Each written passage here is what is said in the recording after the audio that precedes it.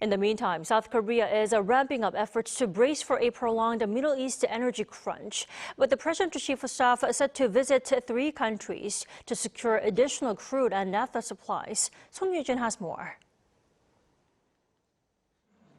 Presidential Chief of Staff Kang Hoon-sik has begun his trip to 3 major energy producers as President Lee Jae Myung's special envoy for strategic economic cooperation. As special envoy for strategic economic cooperation, I will be visiting Kazakhstan, Oman, and Saudi Arabia starting Tuesday evening, together with officials from relevant ministries and domestic energy firms, for further talks on securing additional supplies of crude oil and naphtha. Speaking to reporters ahead of his departure on Tuesday, Kang said the mission is to prepare for what the Blue House now sees as a longer period of energy instability.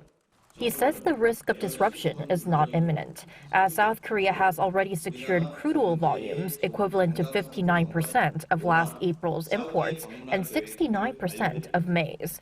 But the problem is that South Korea remains heavily dependent on shipments that pass through the now virtually closed Strait of Hormuz.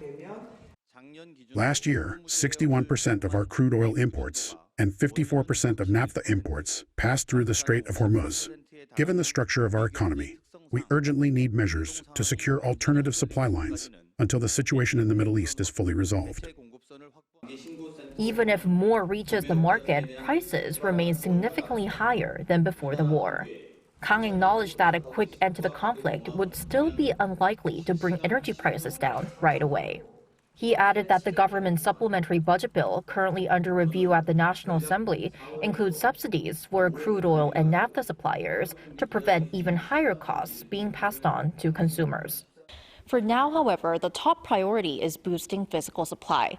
Eyes are on what tangible outcomes Kang's trip will deliver this time, as his visit to the UAE last month led to a deal to import 24 million barrels of crude oil.